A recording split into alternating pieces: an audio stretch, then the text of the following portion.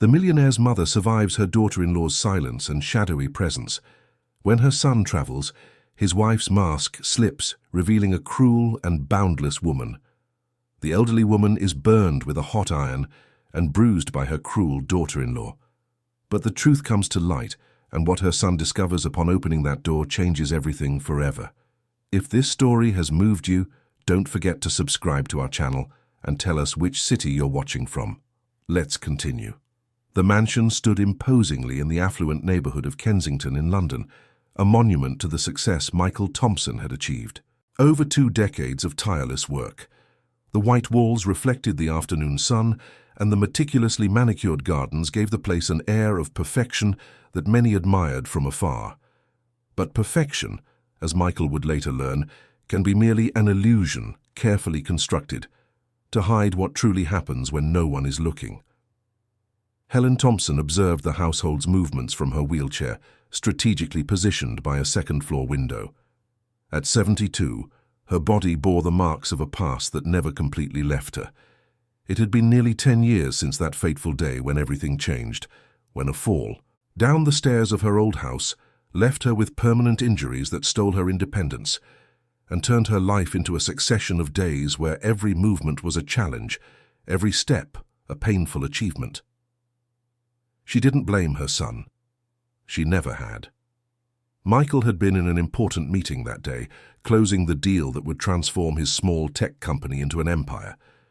How could he have predicted that his mother, trying to reach a box on a high shelf, would lose her balance and tumble step by step to the bottom of the staircase? How could he have imagined that those few seconds would define the rest of their lives? But Michael carried the guilt like an invisible weight he could never set down. Helen saw it in his eyes every time he looked at her, a deep sorrow mixed with a love so immense it sometimes felt suffocating. Since the passing of her husband John 5 years ago, taken by a sudden illness no one expected, mother and son were everything to each other. The house, the comfort, the private doctors, the state-of-the-art equipment. It was all a desperate attempt by Michael to compensate for that. One day he wasn't there, and then came Olivia. Helen still remembered the day her son brought her home to meet her. It was a Saturday afternoon, 3 years ago, and Michael seemed lighter than Helen had seen him in years. Olivia Munro entered the room as if she were floating, a strikingly beautiful 35-year-old woman with dark, wavy hair falling perfectly over her shoulders and green eyes that seemed to capture the light in a special way. She dressed with understated elegance, spoke in a soft, polite voice, and from the very first moment she showed a special attention to Helen that deeply touched the elderly woman's heart. In those first few months, Olivia was everything Helen could have wished for in a daughter-in-law. She brought flowers, sat beside her to talk about books and films, and offered to help with little things that made all the difference. Michael seemed radiant, and Helen, who had worried for so long about her son's loneliness, finally felt that he had found someone special. The wedding took place a year later, an elegant ceremony at a traditional London club, with 200 guests and all the pomp that Michael's success allowed. Helen, in her wheelchair decorated with white flowers, wept with emotion seeing her son so happy. Olivia was stunning in a French lace gown, and as she passed Helen on her way to the altar, she held her hand for a moment and whispered in a melodious and convincing voice that warmed the elderly woman's heart with hope and gratitude, promising to take care of him and of her too. In the first months after the wedding, nothing changed. Olivia remained attentive, always ready to help, always smiling. The mansion seemed more alive with her presence. She rearranged some of the rooms, brought in new plants, and hired a new cook who prepared delicious meals. Helen began to see her as the daughter she never had, that feminine presence that had been missing from her life since she became a widow. But then came the business trips. Michael's business increasingly required his presence abroad. Weeks in New York, then in London, then in Dubai. He would sometimes travel for 15, 20 days at a time. And it was during Michael's absences that Helen began to notice the small changes, as subtle as the turning of a season, but as significant as the difference between warmth and cold. At first, they were things that could go unnoticed, a slightly more acidic comment about how Helen had dropped a glass during dinner, an observation about how she was taking too long in the bathroom and disrupting the house's routine.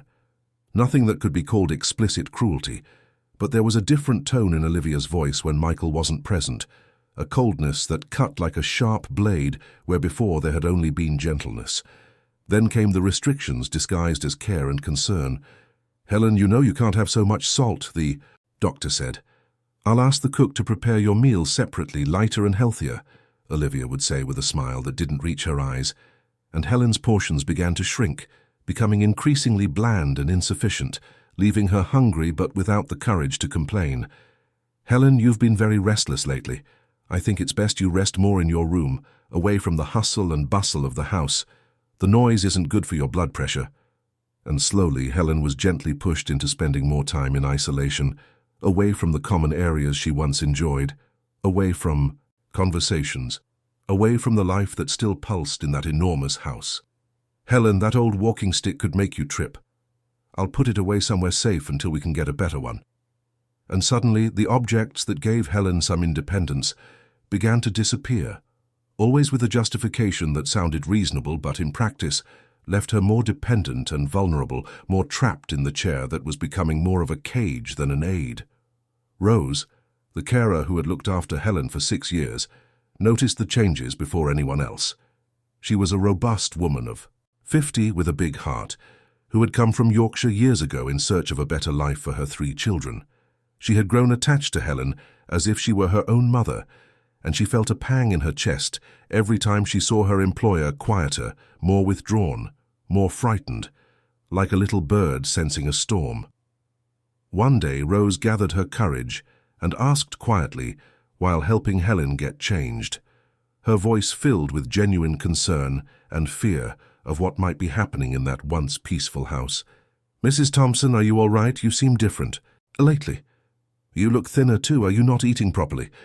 Helen looked at Rose with tired eyes and just shook her head, unable to find the words to express what she felt, that tightness in her chest that grew with each passing day. "I'm fine, Rose. Just a little tired. Age comes for us all, doesn't it?" But Rose knew it wasn't just tiredness.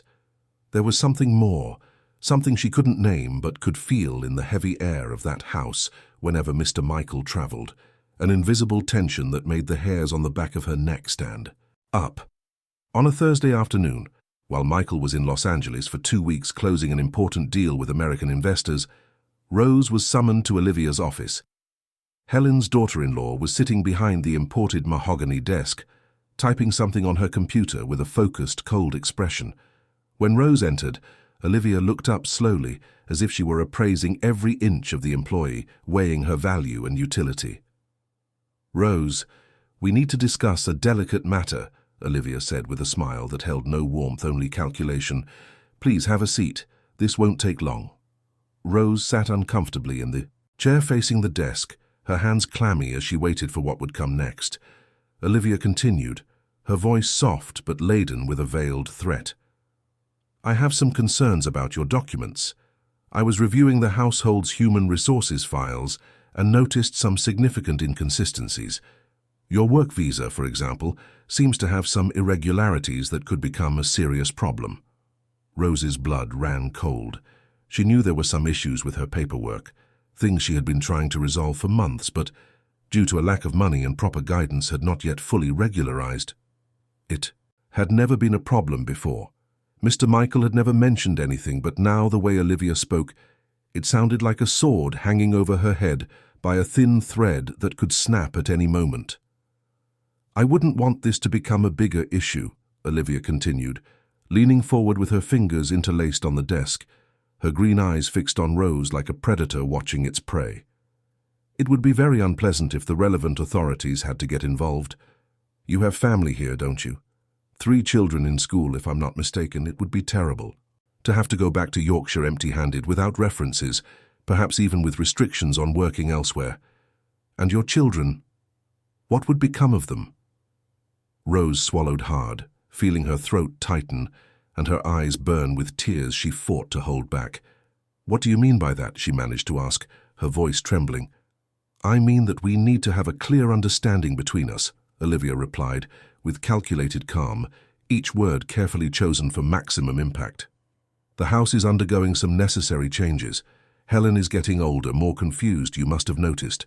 Sometimes she imagines things that didn't happen, creates situations in her head. You know how it is with people her age. The mind starts playing tricks. I'm very worried she might say strange things, make nonsensical accusations, involve innocent people in fantasies that exist only in her head. If that happens, and I'm sure it will because her condition will only worsen, I need to know that I can count on you to be reasonable, to understand that it's just the delusions of a person weakened by age and illness. You understand me, don't you, Rose? Rose felt a tight knot in her throat and a deep shame burn her cheeks. She understood perfectly what was being said between the lines, every unspoken but clearly implied word. Olivia was buying her silence, threatening her with deportation and ruin if she questioned anything or defended Helen. It was a perfect, cruel and efficient trap, and Rose, with 3 children depending on her salary and no other real options in life, knew she was caught like an animal in an invisible cage. "I understand, ma'am," Rose whispered, feeling the shame and helplessness weigh on her shoulders like stones. "I'll do what's necessary." "Excellent," Olivia smiled, turning her attention back to the computer, as if Rose no longer existed in the room. "I'm glad we've reached an agreement. You may go now. And Rose, close the door on your way out." Rose left that office with her heart shattered into pieces, feeling like a traitor, a coward, a person who was abandoning someone who trusted her. That night, when she went to help Helen to bed, she held the elderly woman's hand for a moment longer and whispered with a choked voice, trying to convey all the regret she felt. "I'm so sorry, Mrs. Thompson. I'm so very sorry for everything. If I could do things differently, I would." Helen didn't fully understand what Rose meant at that moment, but she felt in the pressure of that calloused hand a silent solidarity, a plea for forgiveness for something yet to come, a premature farewell to something that was about to be lost forever. The following weeks were a period of subtle but inexorable transformation, like the changing of the tides that happens so slowly you don't notice until the entire beach is submerged. When Michael was home, everything seemed absolutely normal. Olivia was the perfect wife, attentive to her husband and kind to her mother-in-law, playing her role with a mastery that would have been worthy of awards on a stage. But when Michael traveled, and he traveled more and more, the mask slipped a little more each day, revealing something cold, calculated, and deeply disturbing underneath. Helen began to be served her meals later and later, sometimes only after all the staff had eaten and the food was cold and tasteless. Her clothes were washed last, left in a pile for days until they started to smell. Her requests were met with deliberate delay, if they were met at all, and always accompanied by heavy sighs and impatient glances. And there were always those subtle comments, those observations that seemed innocent but carried a poison distilled drop by drop. "You're getting very demanding lately, complaining about everything. I don't know why you complain so much. You have everything a person could want here. Your son works so hard to give you this comfortable life, and you don't seem the least bit grateful. You just complain and complain." The worst were the constant insinuations about her mental sanity, planted carefully like poisonous seeds. "Helen, you've told me that same story 3 times today alone. You're forgetting things a lot. Don't you think you need a specialist?" Olivia would say in front of others, even when it was a complete lie. "Michael, I'm so worried about your mother. Yesterday she insisted I had hidden the television remote from her, but it was exactly where it always is, right on the side table. She got very agitated, almost aggressive. Don't you think it's time we considered closer neurological monitoring, perhaps even a psychiatric evaluation? These things are delicate, but the sooner we treat them, the better." Helen began to doubt herself, questioning her own perception of reality. Was she really getting confused, as Olivia said? Was she imagining things that weren't happening? Age did that to people. She knew that. She had seen it happen to friends and acquaintances. But no, deep down she was sure she wasn't crazy, that her mind still worked perfectly well. Olivia was doing something terrible, something calculated and cruel, and she was doing it in such a subtle, intelligent way that it would be impossible to prove to anyone. Michael, however, was starting to notice that something was deeply wrong, even without being able to pinpoint exactly what. Not with Olivia, his perfect wife who took such good care of everything, but with his mother. She seemed more distant with each visit, quieter, more faded, as if an inner light were being gradually extinguished. When he tried to talk, Helen would avert her gaze, give short evasive answers, and avoid his eyes. She always seemed tired, always wanting to go back to her room, always refusing his invitations to go out for a bit, get some fresh air, see the world. And this worried him deeply, scratching at something inside him he couldn't name. "Mum, are you really okay?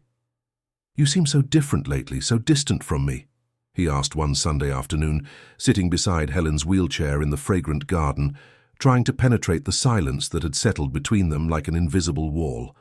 Helen looked at her son and felt her heart ache painfully, a physical tightness that took over her entire chest. How could she tell him? How could she say that the woman he loved, who made him so happy, who brightened his days, was turning her life into a silent, methodically planned nightmare? Michael wouldn't believe it. Worse, he would be torn between his wife and his mother, divided between two loves. And Helen couldn't bear to be the cause of his unhappiness, his pain, his suffering. She had already caused her son enough suffering when she fell down those stairs years ago. "I'm fine, son.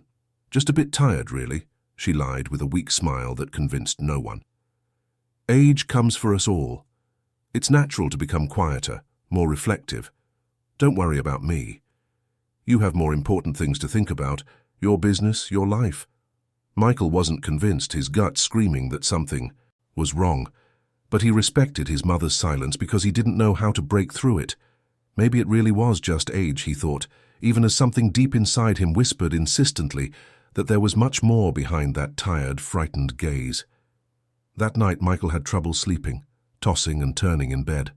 Lying next to Olivia, who slept peacefully as if she had a clear conscience, he felt an inexplicable anxiety tighten his chest, a sense of imminent danger he couldn't rationally justify. He got up, went to the window, and looked out at the moonlit garden, the shadows of the trees dancing in the cool night wind. Something was terribly wrong. He felt it with every fiber of his being, every cell in his body, but he couldn't identify what it was, couldn't put his finger on the wound that was bleeding invisibly. And while Michael struggled alone with his own inner demons, unaware that his instincts were absolutely correct, in the room that would soon become Helen's new and terrible reality, Olivia smiled to herself in the dark, meticulously planning each next step of her elaborate months-long plan. She had waited a long time for this life of luxury and comfort, for this status, for this silent but absolute power.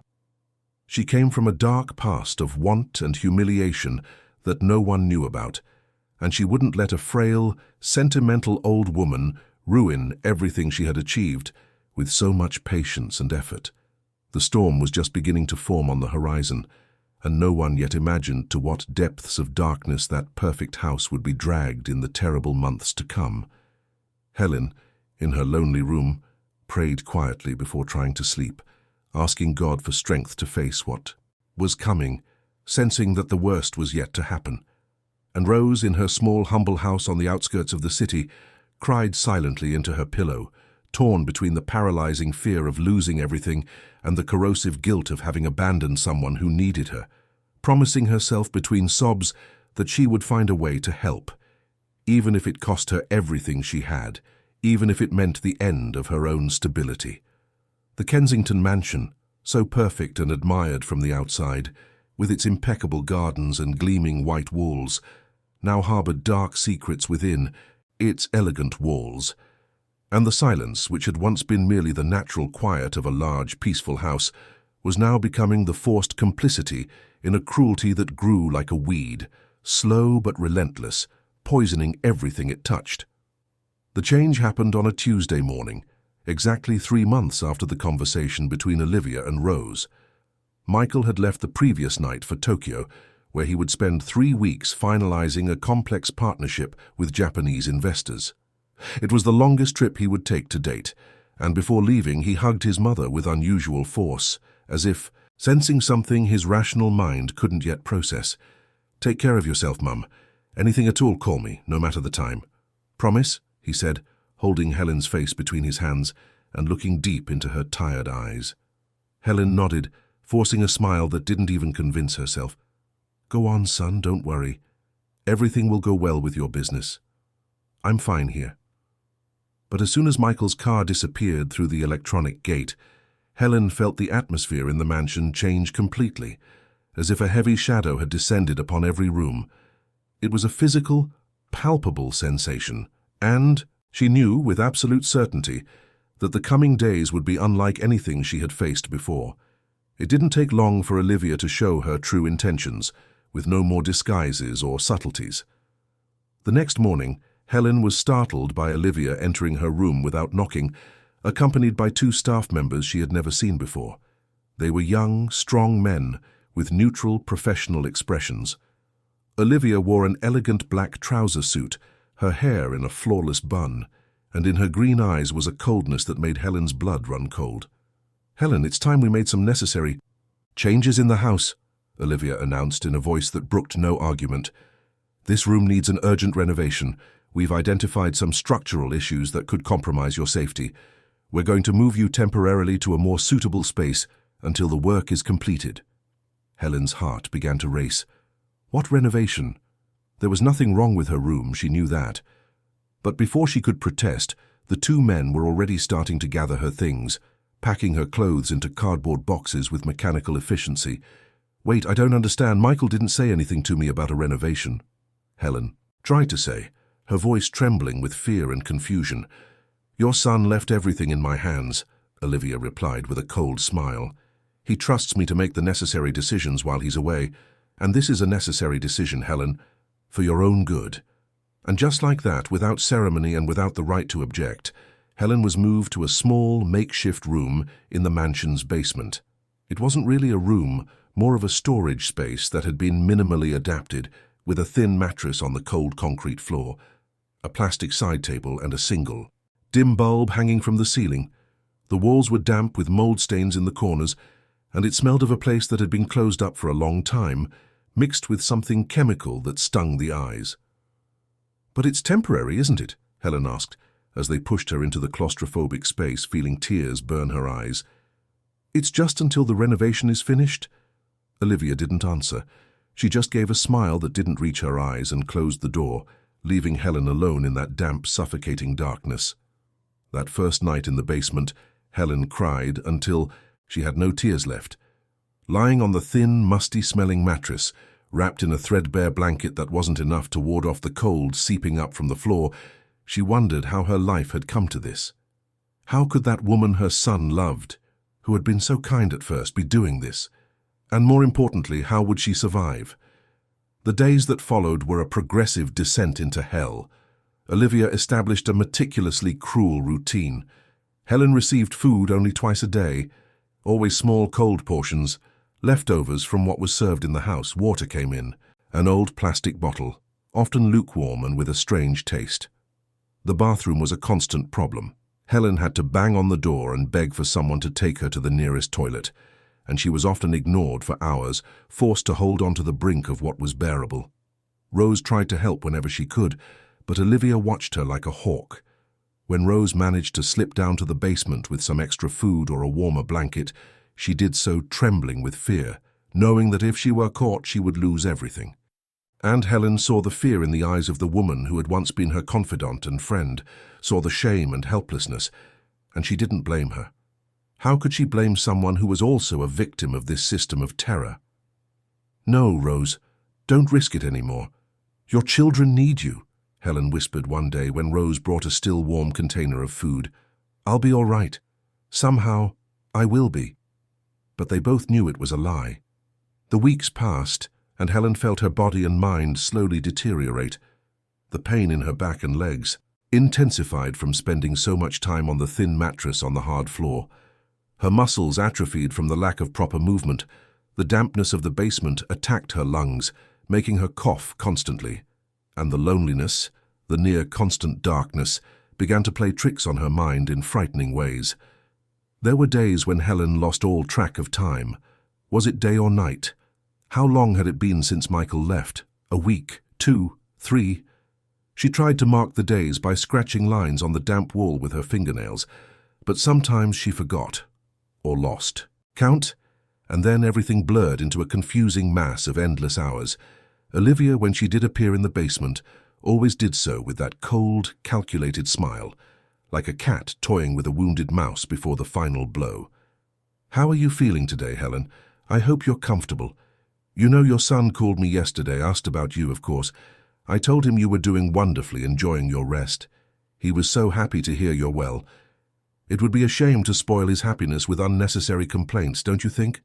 And Helen understood the implicit threat perfectly.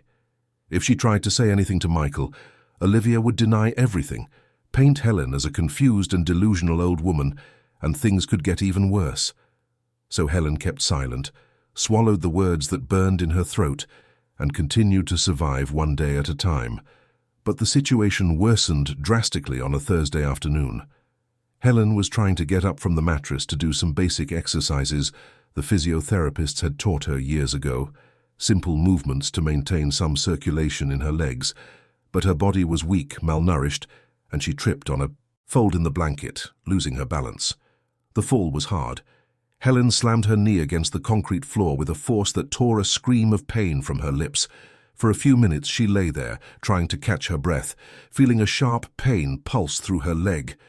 When she finally managed to sit up, she saw that her knee was swelling rapidly, turning purple and deformed.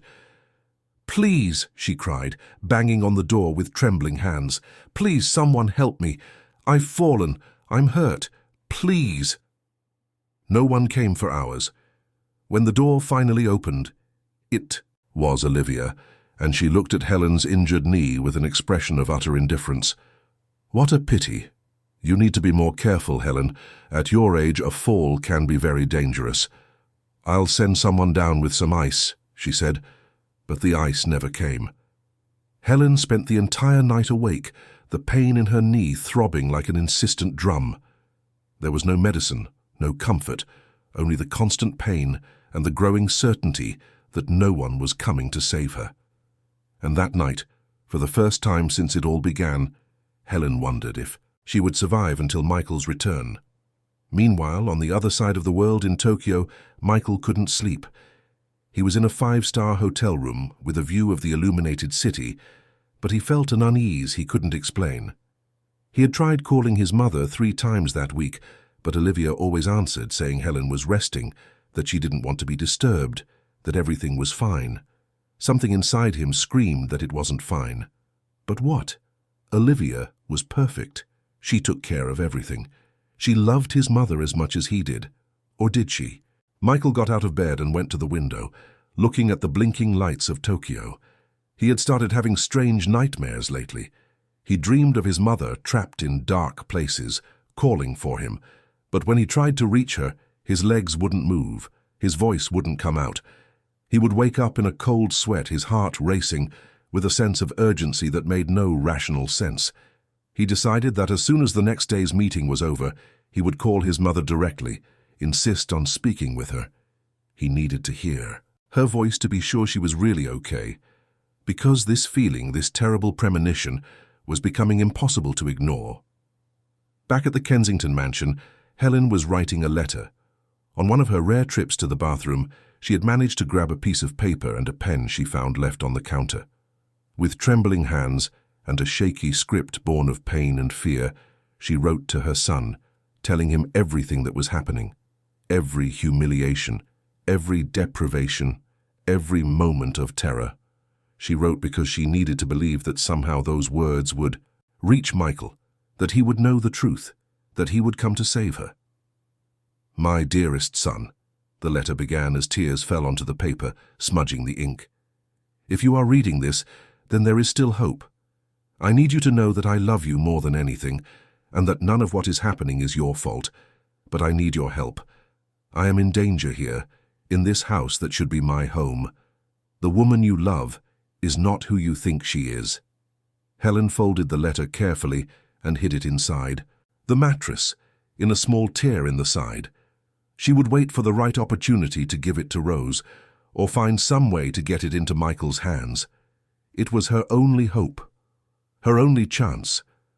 But the next morning, when Helen woke up, the letter was gone. And Olivia was standing in the basement doorway, holding the folded papers between her fingers. her face a mask of contained fury. "So this is how you repay everything we've done for you? With lies and accusations? Do you really think your son will believe the fantasies of a senile old woman?"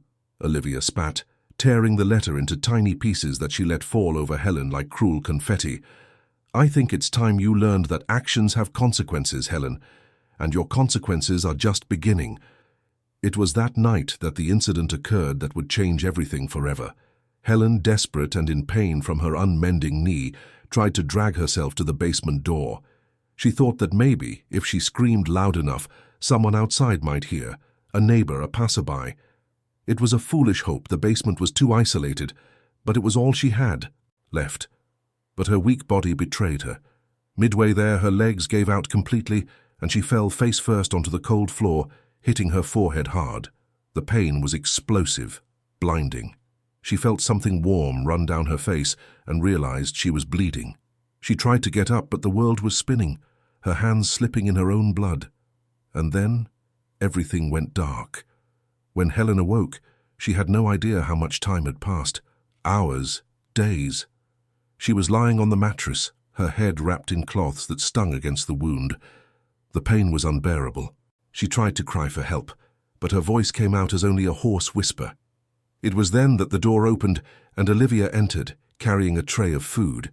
But there was something different in her eyes, something even colder and more determined than before. "You're stronger than I thought, Helen, but this stubbornness is only making things harder for you. Perhaps it's time you understood once and for all what your place in this house is now," Olivia said, placing the tray on the floor. And it was in that moment, looking at the woman who had become her tormentor, that Helen realized something terrible. Olivia wasn't going to stop. There was no limit to how far she would go, and if Michael didn't come back soon, if no one discovered the truth, Helen wasn't sure she would survive. But somewhere inside her, in that part of her that had survived the fall down the stairs years ago, that had survived losing her husband, that had survived so many difficult things in life, something ignited. A small but persistent spark. It wasn't hope exactly. It was something more primitive. It was the will to live. The refusal to give up. The determination that if she was going to fall, it wouldn't be without a fight. And Helen, lying on that filthy mattress in the cold, dark basement, her head throbbing with pain and her body weak, made herself a promise. She would survive. She would hold on. She would find a way to let Michael know the truth, because she would not let that woman win. Not after everything she had already faced in her life. On the other side of the world, Michael woke up at 3 a.m. with his heart racing and an absolute certainty that something was terribly wrong. It was no longer just a vague premonition. It was a visceral certainty, a deep knowing that came from somewhere beyond reason. His mother needed him, and she needed him now. He looked at his phone and, for the first time, questioned whether the answers Olivia had been giving him were truly the truth. Why did his mother never answer directly? Why was there always some excuse? And that tone in Olivia's voice when she talked about his mother's mental health, those subtle insinuations about confusion and disorientation, weren't they exactly what he would expect to hear if something were in fact wrong with Olivia and not his mother? For the first time, Michael allowed himself to question, and doubt, once planted, began to grow fiercely, fueled by months of small signs he had ignored, small inconsistencies he had explained away, small alarms he had silenced in the name of love and trust. And in that Tokyo dawn, as Helen fought to survive another day in the dark basement and Olivia slept peacefully in the king-size bed that had once belonged to Michael's parents, the invisible thread connecting mother and son pulled tight, crossing oceans and continents, screaming a single message: come home while there's still time. Michael couldn't wait until the end of the meeting scheduled for that morning. At 6 a.m. Tokyo time, which would be mid-afternoon the previous day in London, he called home but no one answered. He tried Olivia's mobile, which went straight to voicemail. He tried again and again, until, on the 5th try, she finally picked up, her voice sounding irritated and sleepy. "Michael, it's 3 a.m. here. What's happened?" "I need to speak to my mother now," Michael said. his voice carrying a firmness that surprised even himself. There was a pause on the other end of the line, a calculated silence. "Your mother's sleeping, Michael. You know she needs her rest. I can give her a message when she wakes up." "No, I want to speak to her now. Wake her up. It's important." Another longer pause. "Michael, are you okay? You sound stressed. I know this trip has been demanding. Maybe you should get some rest." "Olivia, I'm serious. Put my mother on the phone, now." Olivia's voice shifted subtly, growing colder. "That's not reasonable, Michael. Your mother has been having some episodes lately. She gets confused, agitated. The doctor said we need to maintain a stable routine without disturbances. Waking her in the middle of the night could trigger another episode." "What episodes? What doctor? Why didn't anyone tell me any of this?" Michael's voice rose involuntarily. "I didn't want to worry you while you were closing such important deals, but your mother isn't well, Michael. I've been consulting with specialists, following all the recommendations. When you get back, we'll talk about the best care options for her. But for now, I need you to trust me. I'm doing what's best for your mother."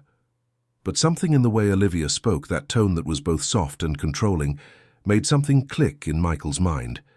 He remembered small moments over the months, small inconsistencies he'd ignored, the way his mother would flinch when Olivia entered a room, how she avoided looking her in the eye, how she always seemed afraid of saying the wrong thing. "I'm coming home," Michael announced abruptly. "Today, I'm cancelling everything here." "Michael, don't be impulsive. You're 2 weeks into these negotiations. You can't just abandon everything because of an unfounded worry." "It's not unfounded. I feel that something is wrong. And when it comes to my mother, I'm not taking any chances. I'll be there tomorrow night." And before Olivia could argue further, he hung up. His hands were shaking as he began to search for flights back to London. The next connection left in 6 hours. It would be a long journey, but he would be home in about 24 hours. He just needed his mother to hold on for one more day. What Michael didn't know was that his call had changed everything. Olivia, still holding the phone, felt an icy rage surge through her. Michael was starting to doubt. He was coming back early, and if he discovered what was really happening, everything she had built would crumble like a house of cards. She had to act, and she had to act fast. Olivia descended to the basement, still wearing her silk robe, her footsteps echoing on the concrete stairs. When she opened the door, she found Helen awake, lying on the mattress, staring at the ceiling with empty eyes. The wound on her forehead was infected, red and swollen. Her knee was purple and misshapen. Helen was clearly very ill, but still conscious. "Your son is coming back," Olivia announced without preamble. "He'll be here tomorrow. And do you know what will happen when he arrives?" Helen tried to sit up, but her body wouldn't obey. She just turned her head to look at Olivia, her eyes glinting with a mix of hope and terror. "He'll find me," Helen whispered hoarsely. "He'll see what you've done." Olivia laughed, but it wasn't a laugh of humor. It was something cold and cutting. "Will he? And what will he see, Helen? A sick old woman who's had a few falls because she's clumsy, who is confused and disoriented, because age and her health conditions are affecting her mind, who was moved to a safer, more accessible room because her old one was being renovated. I have photos of the room being renovated. I have medical reports on her mental deterioration. I have witnesses who will confirm her growing confusion." Helen felt her heart sink. Witnesses? Rose would never testify against her. Or would she? "Rose was let go early this morning," Olivia continued, as if reading Helen's thoughts. "We gave her a generous severance and an excellent letter of recommendation. She's grateful and knows that saying anything against this household would mean never finding work in London again.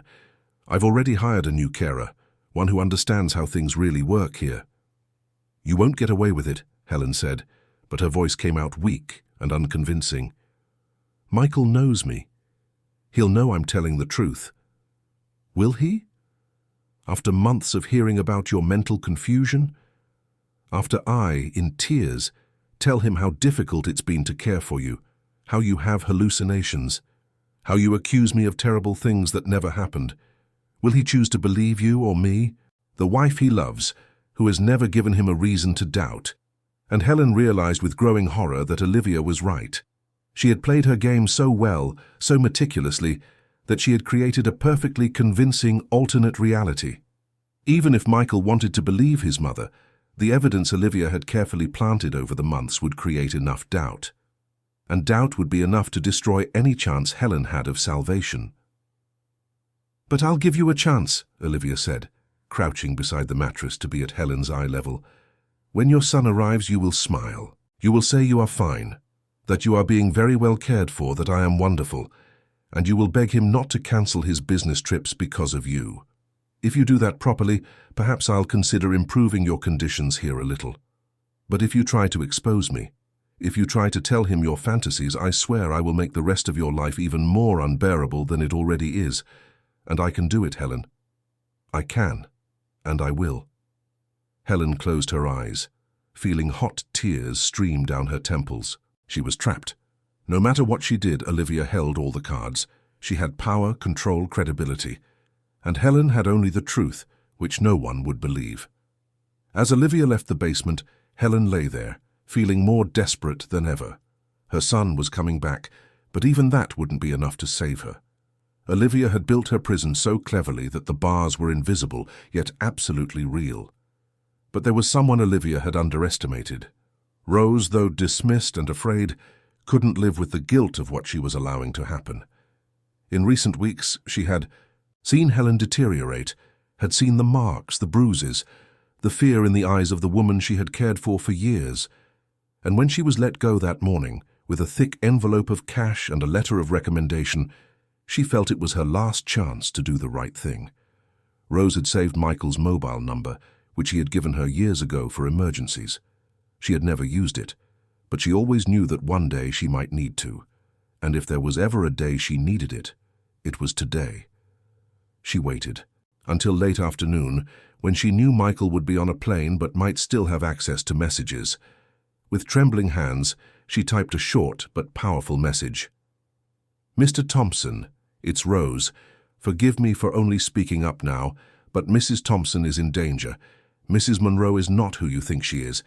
Please, when you get home, look for your mother in the basement, and be prepared for what you will find. I am sorry I didn't have the courage sooner. I have saved some photos I took in secret. I can prove everything. Please save Mrs. Thompson before it's too late." Rose attached 3 photos she had managed to take furtively in recent weeks. One showed Helen in the basement, the deplorable surroundings. Another showed the bruises on her arms. The third showed the wound on her forehead, still fresh and bleeding. When she pressed send, Rose began to cry. She didn't know if it would be enough, if Michael would believe her, if he would arrive in time. But she had done her part. Finally, after months of complicity forced by fear, she had found the courage to do what was right. The message reached Michael's phone while he was in the boarding line at the Tokyo airport. When he opened it and saw the photos, he felt the ground disappear from under his feet. That couldn't be his mother. That couldn't be his house. It couldn't be real. But it was. The photos didn't lie. And suddenly, everything made sense. All the signs he had ignored, all the excuses he had accepted, all the doubts he had silenced. Michael ran to the airline counter, his heart pounding so hard it felt like it would explode. "I need the first flight to London. I don't care how much it costs. I don't care if it's first class or if I have to stand. I need to be on the next flight." The attendant, startled by the intensity in his eyes, quickly checked the system. "There's a private executive flight leaving in 2 hours. I can try to get you a seat, but it will be very expensive."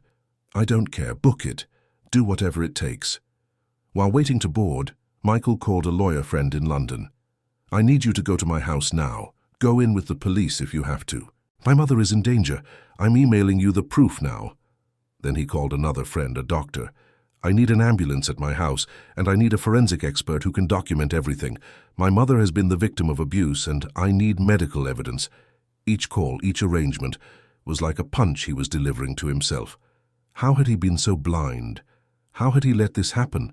How had he failed his mother again, just as he had failed her the day she fell down the stairs? The next 16 hours were the longest of Michael's life. On the flight, he couldn't sleep, couldn't eat.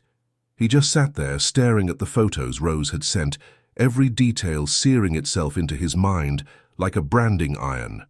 His mother, thin, dirty, bruised, the deplorable conditions, the fear etched on her face. And to think that Olivia, the woman he loved, whom he had brought into his home, whom he had trusted with the most precious thing he had, was responsible for this. How had he not seen it? What kind of person was she really? And more importantly, what kind of person was he for not protecting his own mother? When the plane finally landed at Heathrow Airport, it was already night. Michael didn't wait for his luggage. He ran straight for a taxi, gave the address, and told the driver to go as fast as possible. "There's an extra £100 in it for you if you get there in under half an hour," he said, and the driver floored it. As the car cut through London traffic, Michael prayed. He wasn't a particularly religious man, but in that moment he prayed with all the strength of his soul. Please let her be alive. Please don't let it be too late. Please give me a chance to fix this, just one more chance.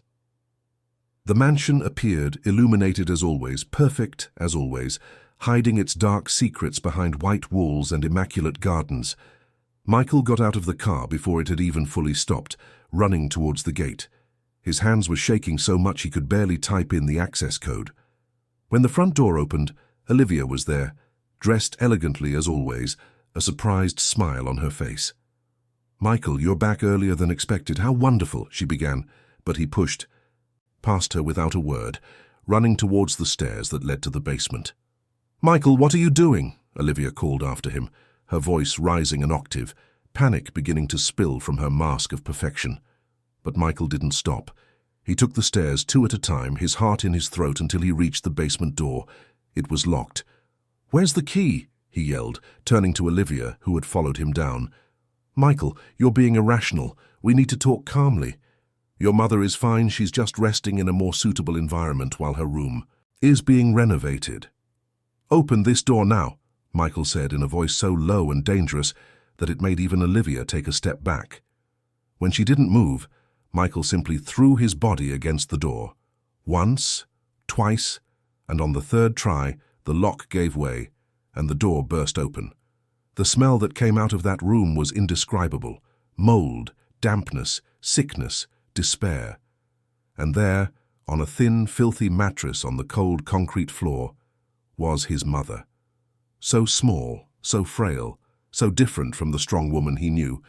Her eyes were closed, her body still for a terrible moment, until he saw her chest rise slightly. Just a faint breath, but a breath nonetheless. "Mum," Michael whispered, falling to his knees beside her, the tears finally escaping uncontrollably. "Mum, I'm here. I'm sorry. I'm so sorry." Helen opened her eyes slowly, and when they focused on her son's face, something in her expression changed. It wasn't relief, exactly. It was more like release, as if she could finally stop fighting, stop surviving alone, stop carrying that weight. "Michael," she whispered, her voice so weak he had to lean in to hear. "You came back." "Yes, Mum, I came back, and I'm never leaving you alone again, never again, I swear on my life." And there, in that horrible basement, amidst tears and careful hugs so as not to hurt her further, mother and son were reunited. The love that had always existed between them, but which had been tested in terrible ways, proved stronger than all the evil, all the manipulation, all the cruelty that had tried to destroy them. Olivia tried to flee that night, but she didn't get far. The friends Michael had called were already on their way, and when she tried to climb the back fence of the property. She was intercepted. The mask of perfection she had maintained for so long finally fell completely, revealing the desperation, rage, and panic of someone who knows they've been discovered, and there's nowhere left to run. And as the ambulance took Helen to the hospital, with Michael holding her hand the entire way, the Kensington mansion witnessed the end of a dark chapter, but also the beginning of something new, something built not on secrets and lies, but on truth, on real presence, on a love that had been tested by fire and had emerged stronger, truer and deeper than ever before. The first few days in the hospital were a fog of pain, medication, and medical procedures. Helen had severe pneumonia from prolonged exposure to the basement's dampness, advanced malnutrition, critical dehydration, in addition to the obvious physical injuries. The wound on her forehead required stitches and treatment for infection. Her knee needed surgery. But worse than the physical wounds were the emotional scars the doctors identified in every consultation with the psychologists. Michael never left his mother's side for a single minute. He set himself up in the chair, next to her hospital bed, and remained there day and night, holding her hand, talking softly, apologizing repeatedly until Helen finally said, with tears in her eyes but firmness in her voice, "Enough, son. You didn't know." She was very good at deception. "If anyone should be asking for forgiveness, it's me for not having the courage to tell you sooner, for letting fear silence me. No, Mum. I should have seen it. I should have listened to my gut. I should have been present. But I promise you one thing, from now on I will be, no matter what happens with the business. You come first, always." The police investigation began immediately. The evidence was abundant and irrefutable. The photos Rose had taken, purchase records showing Helen received minimal food rations while the rest of the house feasted, medical reports confirming prolonged abuse, text messages the experts recovered from Olivia's phone showing how she had manipulated suppliers and staff. And then there was Rose's testimony.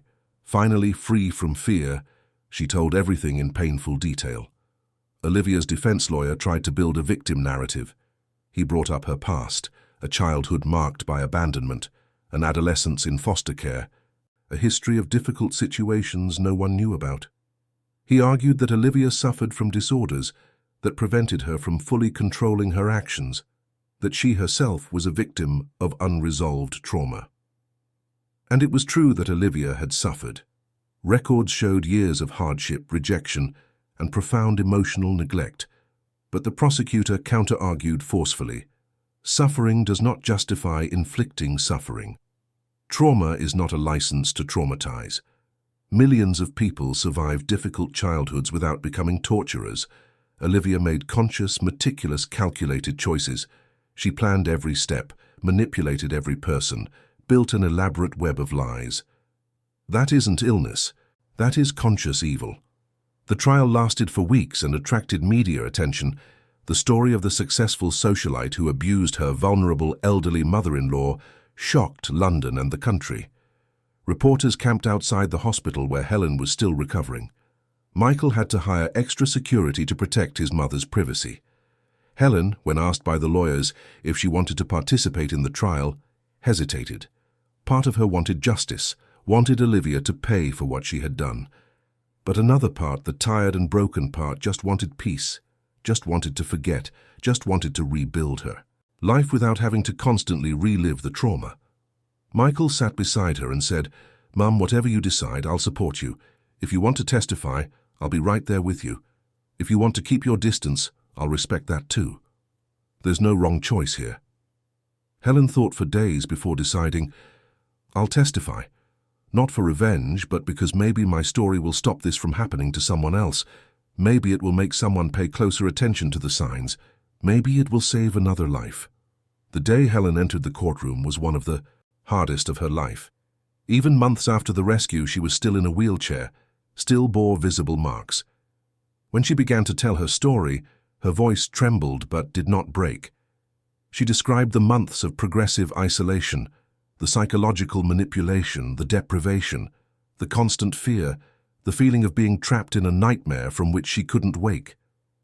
When the defense lawyer tried to question her credibility, suggesting her confused mind might have distorted the events, Helen looked directly at him and said with a clarity that silenced the room, "I know the difference between confusion and cruelty.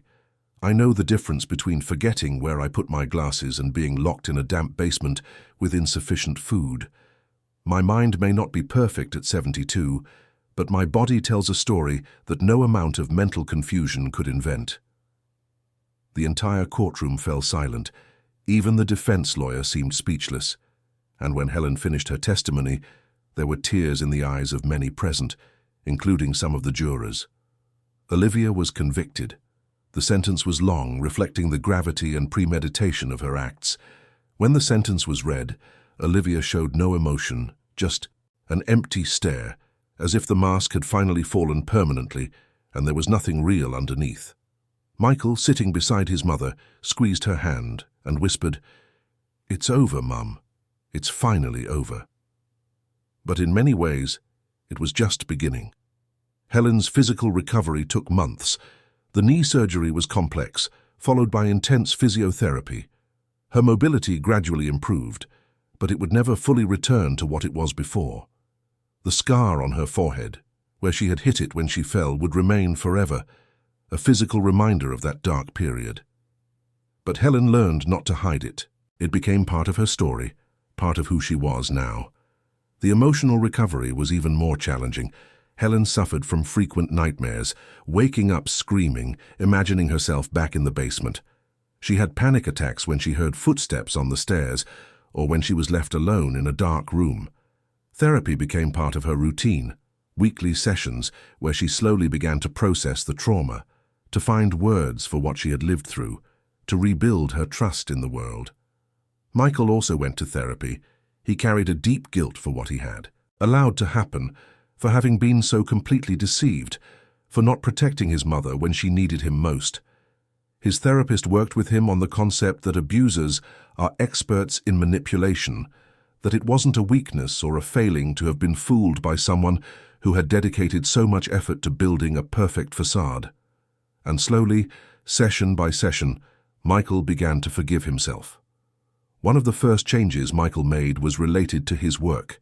He resigned as CEO of his company, taking on a consulting role that allowed him to work from home and travel much less. His partners initially protested, arguing he was essential to the company's growth, but Michael was firm. "I spent decades building this business at the expense of my family. I almost lost my mother because I was so focused on professional success that I became blind to what really mattered. I will not make that mistake again. I can make more money, but I can't replace my family." The Kensington mansion underwent a complete transformation. The basement was permanently sealed off, turned into an inaccessible storage space. Helen would never have to even remember its existence. The rest of the house was completely renovated, made more accessible, more welcoming, lighter. Walls were painted in soft, cheerful colors. Windows were enlarged to bring in more natural light. It was a physical transformation, but also a symbolic one. Rose was rehired with a much better salary, and all her immigration papers regularized at Michael's expense, who hired the best immigration lawyers to resolve her situation once and for all.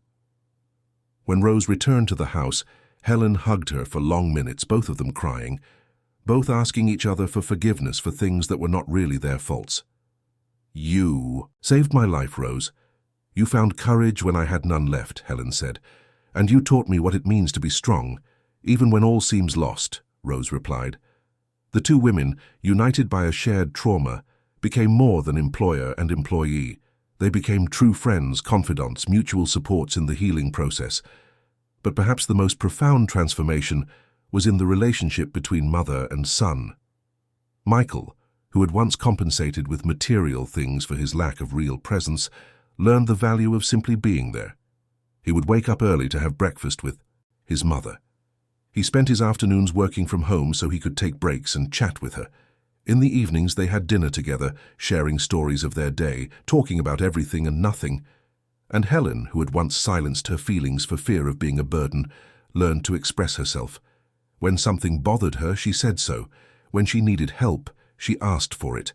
When she felt afraid, she shared it. And Michael, in turn, learned to truly listen, not just with his ears, but with his heart. One Sunday afternoon, 6 months after the rescue, mother and son were sitting in the renovated garden, drinking tea and watching the sunset paint the London sky in hues of orange and pink. There was a peace in the air that hadn't existed before, a quietness that wasn't a heavy silence, but real serenity. "You know, son," Helen began, looking at the flowers they had planted together, "for a long time, I thought I would never feel safe again, that I would never trust anyone again, that fear would be my constant companion forever." "And now?" Michael asked softly. "Now I realize I survived, not just physically, but Emotionally. That woman tried to destroy me, tried to steal everything from me, but she couldn't. I'm still here. I still have you. I still have love in my life. And that is a victory greater than any court sentence. Michael felt tears burn his eyes, but he let them fall freely. There was no more shame in crying, in feeling, in being vulnerable. You're the strongest person I know, Mum. You always were. But now I see it with a clarity I never had before. Helen smiled, taking her son's hand. We're strong together, son. That's what I learned. Alone I barely survived. But together we can face anything. And it was true. In the months that followed, mother and son faced every challenge that arose together. Helen's nightmares, which Michael learned to soothe, holding her hand until she fell back asleep. Michael's bouts of guilt, which Helen learned to soften, reminding him that what mattered was the present, not the unchangeable past. The difficult dates, the unexpected triggers, the moments of sadness that came from nowhere, they faced it all together. The house that was once a stage for cruelty transformed into a sanctuary of healing. It didn't happen overnight. It was a gradual process, built brick by brick, day by day. But it happened. And every small progress, every genuine laugh, every moment of peace was celebrated as the victory it truly was. Rose became an integral part of this new family dynamic. She wasn't just an employee, she was family in every sense that mattered. Her children sometimes came to visit, and Helen loved having them, baking sweets and telling them stories. The house came alive again, with the sound of children playing in the gardens, lively conversations in the living room, the smell of home-cooked meals in the kitchen.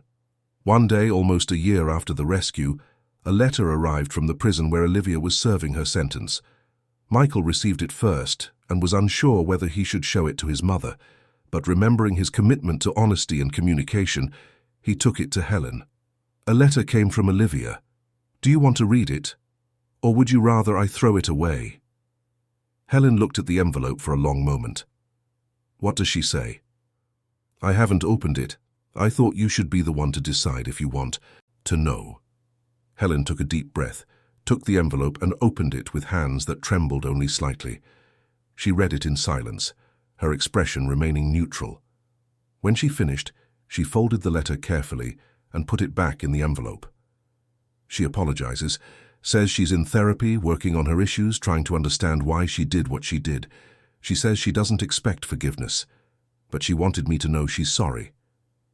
And how do you feel about that? Michael asked. Helen was silent for a moment, looking out the window at the sun-drenched garden. I feel that she is on her path and I am on mine. Her remorse or lack thereof does not define my recovery. I don't need to forgive her to move on, and I don't need to hold on to anger to validate my pain. I simply need to keep living, healing, being happy. That is enough. Michael nodded, once again impressed by his mother's wisdom. What do you want to do with the letter? You can throw it away. I don't need to keep it. I carry enough scars. I don't need any more reminders. And so they did. The letter was discarded, and with it, another piece of the dark past. It wasn't forgetting, for the marks would always remain, but it was liberation. It was choosing not to let that past define the entire present and future. As the first year after the rescue drew to a close, Helen organized a small dinner. She invited Rose and her children, the therapists who had helped her, the doctor who oversaw her recovery, and the lawyer who fought for justice. It wasn't a celebration of the tragedy, but an acknowledgement of all the people who had helped her survive and then to live again. During the dinner, Helen made a short but powerful toast to life, to second chances, to the people who help us get up when we fall, and to the strength we discover exists within ourselves when we thought there was nothing left. Thank you all for being a part of this journey. There were tears, hugs, shared stories, but above all there was gratitude. Gratitude for being alive, for being surrounded by real love, for having the chance to continue writing her story on new, clean pages. That night, after everyone had left and the house was quiet again, Michael found his mother sitting in her favorite chair in the living room, looking out the window at the stars twinkling in the London sky. "A penny for your thoughts," he said, sitting beside her. I was thinking how strange life is. A year ago, I was in the darkest possible place, without hope, without a future, and now I'm here, surrounded by love, with a truly present son, with real friends, with a life worth living. If someone had told me it was possible to find peace after so much suffering, I wouldn't have believed them. But you found it. We found it together. Helen turned to look at her son, her eyes shining with tears of gratitude, not pain. Yes, son, we did. And you know what else? We didn't just survive, we are living, truly living. And that is more than a victory, it's a new beginning, a rebirth, proof that even after the deepest darkness, the light can still find a way. And mother and son sat there, side by side, in comfortable silence, looking up at the starry sky, each silently thanking for the second chance life had given them, for the opportunity to do things differently, to be present, to love without fear, to live without the invisible chains of the past, weighing down every step. The Kensington mansion, once a stage for so much suffering, was now a true home, a place where love was not just a word, but a constant action, where presence was worth more than any material gift, where truth was more important than perfect appearances. And in that transformation, of both the house and the people who inhabited it, lay the greatest victory possible, the victory of humanity over cruelty, of love over fear, of hope over despair. 2 years had passed since the night Michael broke down the basement door and found his mother in that deplorable state. 2 years that felt like both an eternity and the blink of an eye. Life had transformed in ways neither of them could have predicted in those first difficult days of recovery. Helen woke on a Saturday morning with the sun streaming through the window of her renovated, welcoming bedroom, so different from the damp, dark room that haunted her worst memories. There were still days when the nightmares came, when she woke with her heart racing, imagining herself back in that place. But they were less and less frequent, and when they did come, she had tools to deal with them, strategies she had learned in therapy, and most importantly, she had people who loved and supported her. She got up slowly, using the special walking stick Michael had custom-made for her, with an ergonomic grip and elegant design. It was no longer that old stick Olivia had hidden. It was something new, something that represented her reclaimed independence. Yes, she still needed help with some things, and her body bore permanent scars. But she had regained much of her mobility, much of her strength, and above all she had regained her voice, her ability to express herself, to say no, to set boundaries. In the kitchen, Rose was already making breakfast, humming a song from Yorkshire that always brought a smile to Helen's face. The two women had developed a beautiful partnership over those 2 years, a friendship forged in the fire of shared suffering, but cemented by the daily choice to support one another. "Good morning, Mrs. Thompson. Did you sleep well?" Rose asked, pouring fresh coffee into a pretty porcelain cup. No longer. Those old plastic containers Olivia used to use. "I slept well, Rose. I dreamt of my John last night. It was a good dream. He was smiling, saying he was proud of me. I think he really would be, you know, for surviving, for finding strength when I thought I had none left." "He certainly would be," Rose agreed, sitting at the table with Helen as they did every morning. "You're one of the strongest people I know. And believe me, I know a lot of strong folk back in Yorkshire." They laughed together, the kind of comfortable laughter that only comes from true friendship. Michael came down a little later, still in his pajamas, his hair disheveled, so different from the impeccably dressed executive he used to be. He had learned to value comfort over appearance, substance over style, presence over productivity. "Good morning, my favorite people," he said, kissing his mother's forehead and grabbing a cup of coffee. "That smells wonderful, Rose. Did you make that lemon drizzle cake?" "I did, Mr. Michael. It's cooling over there. We can have a slice with our coffee in a bit." That simple everyday scene was something Helen cherished immensely. There was no tension in the air, no fear, no need to measure every word before speaking. It was just a family having breakfast together, talking about things big and small, sharing life. And that was precious beyond measure. After breakfast, Michael had an announcement to make. "Mum, remember I mentioned that project at the company, the new product line focused on accessibility and inclusion?" "I do, son. You've been working so hard on it these past few months. Well, it was finally approved by the board. We're launching a full line of assistive technologies for people with reduced mobility. Smart walking sticks, wheelchairs with advanced sensors, support apps, all designed to give more independence and dignity to people like you, Mum. Helen felt tears of pride well up in her eyes. Michael had transformed his own painful experience into something that could help thousands of other people. It was a way of giving purpose to the suffering, of turning personal tragedy into positive social impact. I'm so proud of you, son. Your father would be too. Turning pain into hope, suffering into a solution, that's what truly special people do. I learned that from you, Mum. You're the one who taught me that we can choose how we respond to what happens to us, that survival is just the first step, but truly living, that takes courage, conscious choice, daily work. That afternoon they had a special visitor. A journalist was doing a piece on recovering from trauma and family abuse and had asked to interview Helen. Initially, Helen had hesitated. Exposing herself publicly, reliving painful details, didn't seem like something she wanted to do. But after talking with her therapist and Michael, she decided that maybe her story could help other people, could make someone recognize the signs of abuse, could give someone the courage to speak out. The interview was conducted with sensitivity and respect. The journalist, a woman in her 40s named Beatrice, asked careful questions, giving Helen space to speak at her own pace. Mrs. Thompson, what would you want people to understand about your experience? Beatrice asked at one point. Helen thought for a long moment before answering. I would want people to understand that abuse can happen anywhere, even in the most beautiful homes, in the families that seem the most perfect. I'd want them to understand that victims of abuse aren't weak or foolish. They are people trapped in situations that have been carefully constructed to imprison them. And I'd want them to know that it is possible to survive. It is possible to recover. But that only happens when we have the courage to speak, and when we have people willing to truly listen to us.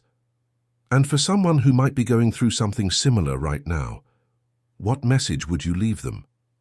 Helen looked directly at the camera, her eyes clear and steady. Speak. No matter how afraid you are, speak. Tell someone, anyone who is willing to listen. And if the first person doesn't believe you, tell another and another, until you find someone who believes and helps. Because you deserve to be heard, you deserve to be protected, you deserve to live without fear.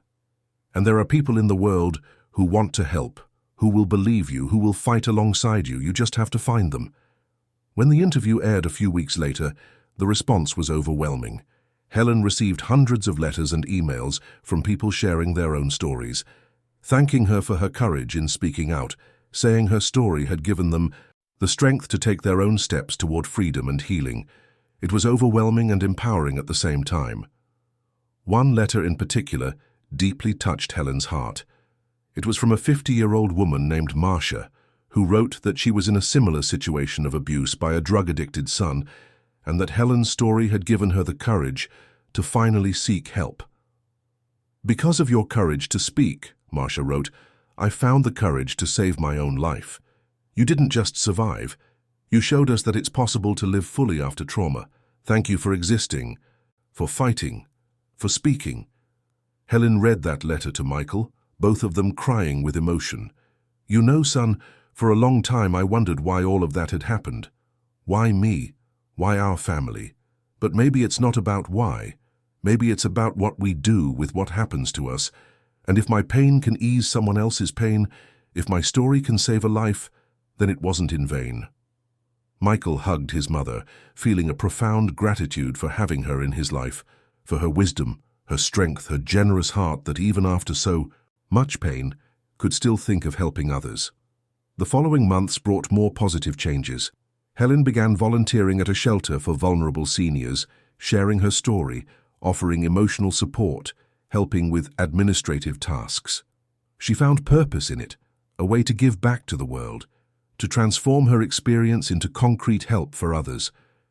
Michael officially launched his company's accessibility product line, and it was a success beyond expectations. But more than the commercial success, it was the stories from users that touched him. people sending photos using the products, telling him how it had changed their lives, thanking him for finally having technology that treated them with dignity and respect. It was the redemption Michael needed, the proof that he could use his position and resources to do real good in the world. Rose, for her part, had enrolled in a night course for nursing, an old dream she had never had the opportunity to pursue. Michael paid for the course and adjusted her schedule so she could study without pressure. "Mrs. Thompson, I always dreamed of doing more, of having a recognized profession," Rose confessed one day. "And now at 52 I'm going to become a nurse. It's never too late to start over." "Never," Helen agreed, moved. "You deserve every opportunity, Rose. You saved my life, and now you're going to save the lives of many others." On an autumn afternoon, exactly 3 years after the rescue, Helen was sitting in the garden, now filled with flowers she had helped plant herself. The basement had been completely renovated and transformed into a playroom for Rose's children and any visiting children. No space in that house held bad memories anymore. Everything had been renewed, repurposed, transformed. Michael came out to the garden with 2 cups of tea and sat beside his mother. They sat there in comfortable silence for a few minutes, just enjoying the birdsong and the scent of the flowers. "What are you thinking about, Mum?" Michael finally asked. "I was thinking how lucky I am," Helen replied with a smile. "I know that might sound strange to say after everything I've been through, but it's true. I'm lucky to have survived. Lucky to have you, a son who truly loves me, and who has learned to show that love not just with things but with presence. Lucky to have Rose and so many others who helped me, and lucky to have found a strength inside myself I didn't know existed." Michael took his mother's hand. "I'm the lucky one to have you, for not giving up, even when it must have seemed impossible to go on, for giving me a second chance to be the son you always deserved, for teaching me what really matters in life. We learned together, son. We both grew. We both changed. And we're better for it." And it was true. Michael was no longer the success-obsessed executive who put work above all else. He had found balance, had learned that being present was worth more than any promotion or contract. Helen was no longer the woman silenced by fear, who swallowed her needs so as not to be a bother. She had found her voice and learned to use it with firmness, but also with compassion. That evening they had another family dinner. Rose brought her children, now teenagers, who loved talking with Helen about everything. Michael prepared the house specialty, a risotto he had learned to make in his cooking classes, another hobby he had taken up to spend more time at home. The table was laden with food, laughter, lively conversation, tangible love. Before they began to eat, Helen asked to make a toast. Raising her glass of juice, she said, "To family, not necessarily of blood, but of the heart. To those who stand by us in the darkest moments and celebrate with us in the moments of light, to the second chance life has given us, and to the choice we make every day to live fully, to love deeply, to be truly present." Everyone toasted, the glasses meeting with a cheerful clink, and the happiness of that moment was so real, so palpable, it almost felt like you could touch it. Later, when everyone had gone and the house was quiet, Helen went to her room. She opened the drawer of her bedside table and took out a notebook she had started writing in a few months ago. It was her story, told in her own words. Not just the trauma, but her whole life, the joys and the sorrows, the loves and the losses, the falls and the rebirths. She wrote not to be published, although some editors had already shown interest, but for herself to process, to remember, to understand, and on the last page that night, she wrote the words she felt summarized her entire journey.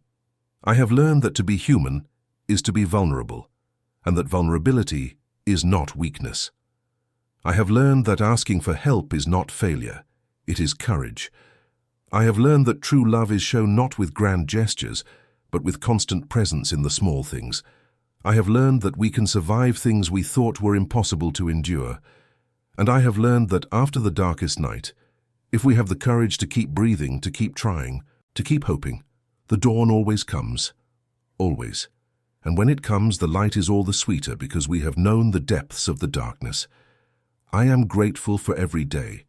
I am grateful for every person who helped me get here. And I am grateful to have found the strong woman who was always inside me just waiting to be discovered. Life begins again when we choose to begin again, and I have chosen to live." She closed the notebook carefully and put it back in the drawer. She looked at herself in the mirror and saw, not a victim, but a survivor, a fighter, a woman who had faced hell and emerged stronger, wiser, more complete. The scar on her forehead was still there, a thin but visible line. Sometimes people asked about it, and Helen no longer felt shame or the need to hide. "It's a reminder," she would say simply, "of a difficult time I overcame. Every scar tells a story of survival." That night, Helen slept deeply, without nightmares, lulled by the certainty that she was safe, loved, and valued. And when she woke the next morning to the sun shining through her window, it was with a smile on her face and gratitude in her heart. The Kensington mansion, once a prison, was now a refuge. The house that had witnessed so much suffering now overflowed with love. The walls that had kept dark secrets now echoed with laughter and affectionate conversations. Everything had transformed because the people inside it had chosen transformation, had chosen healing, had chosen love over fear. And if someone were to pass by that elegant Kensington street and look at the white mansion with its flowering gardens, they would see just another beautiful house in an affluent neighborhood. They would not know the story of redemption its walls held, the journey from terror to triumph that had happened there. But perhaps that was fitting, because the greatest victories, the most significant transformations, often happen in silence, away from public view, in the hearts of people who choose to get up one more time, who choose to believe that tomorrow can be better than yesterday, who choose to live fully in spite of and because of everything they have faced. Helen had made that choice. Michael had made that choice. And together, with the help of good people, like Rose, they had proven that it is possible to be reborn from one's own ashes, that true love can heal even the deepest wounds, that hope, however faint it may sometimes seem, never truly dies as long as there is someone willing to hold on to it. And so, under the starry London sky, in a mansion transformed from a prison into a home, a transformed family slept in peace, knowing that they had won, not because evil never touched them, but because when it did, they refused to let it define who they were. They chose instead to let love, courage, and resilience define their future. And that future, built on the ruins of the past but always looking forward, shone with the promise of better days, with the certainty that together they could face anything, and with the precious wisdom that to live fully, love deeply, and be truly present are the only treasures that really matter in the end. Helen and Michael's story was one of survival, yes, but more than that, it was a story of new beginnings, of transformation, of a love that withstands the fiercest storms and emerges stronger than ever. It was a story that deserved to be told, not to glorify suffering, but to celebrate the human capacity to heal, to forgive, to grow, to live again. And as night covered London with its starry mantle, inside that mansion in Kensington, 3 people slept the deep sleep of those who know they are exactly where they are supposed to be, doing exactly what they are supposed to be doing, loving and being loved in the truest way possible, and that, in the end, was all that really mattered. End of story. Dear listeners, we hope the story of Helen, Michael, and Rose has deeply touched your hearts. If you were moved by this journey of pain and perseverance, of darkness and light, please leave a like, subscribe to the channel, and tell us in the comments what part of the story resonated with you the most. Every day, we bring you intense stories like this one, which reveal the deepest side of the human soul and remind us of the strength that exists within each of us, even in the most difficult moments. We look forward to seeing you in the next episode with another story that will stir your emotions and make you reflect on life.